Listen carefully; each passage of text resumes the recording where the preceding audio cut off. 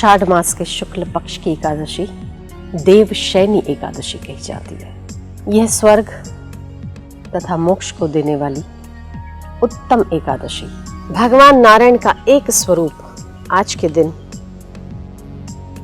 राजा बलि के वहां और दूसरा स्वरूप शेषशय्या पर शयन करता है।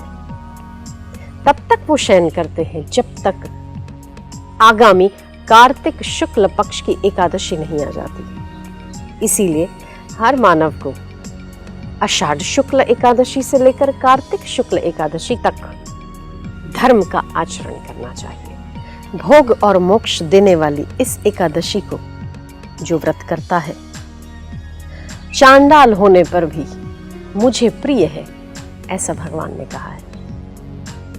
चतुर्मास में भगवान नारायण योग निद्रा में लीन रहते हैं, इसीलिए कोई मांगलिक कार्य, कोई शुभ कार्य नहीं करने चाहिए, वरन जितना अधिक जप हो सके, जितना अधिक स्वाध्याय सत्संग का श्रवण, कथा का श्रवण हो सके, जितना अधिक नाम जप और अनुष्ठान हो सके, उतना उतना पुण्य और उत्तम गति की प्राप्ति होती है। सावन में साग और भादों में दही का त्याग करना चाहिए।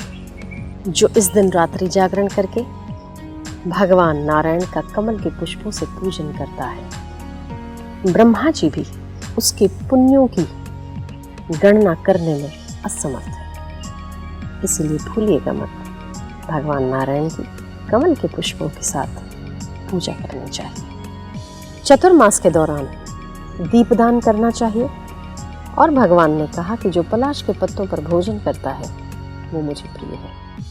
सर्व पापों को हरने वाली एकादशी का व्रत मनुष्य को पापों से मुक्त, भय से मुक्त, भोग, मोक्ष, धर्म, काम प्रदान करने वाला है। इसीलिए प्रत्येक मनुष्य को एकादशी का व्रत करना चाहिए और करवाना भी चाहिए।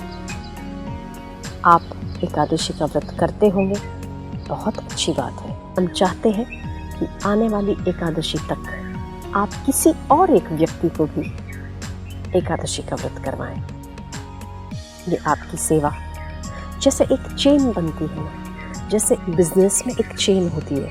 एक व्यक्ति किसी को अगर किसी कंपनी की प्रोडक्ट देता है, वो खरीदता है, उसके कुछ परसेंट स्वाभाविक ही उस मुख्य व्यक्ति के पास जाते हैं जिसने नीचे की चेन बनाई है। ये भी एक पुण्यों की चेन है। यदि आप किसी और व्यक्ति को एकादशी करवाते हैं और वो जितने व्यक्ति एकादशी करते हैं, उन सभी का पुण्य आपके पुण्य के अकाउंट में ट्रांसफर होते हैं।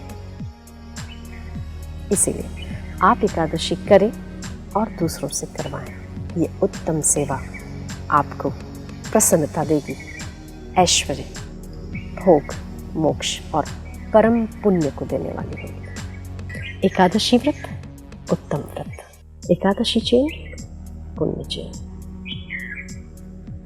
करोगे ना, करवाओगे ना?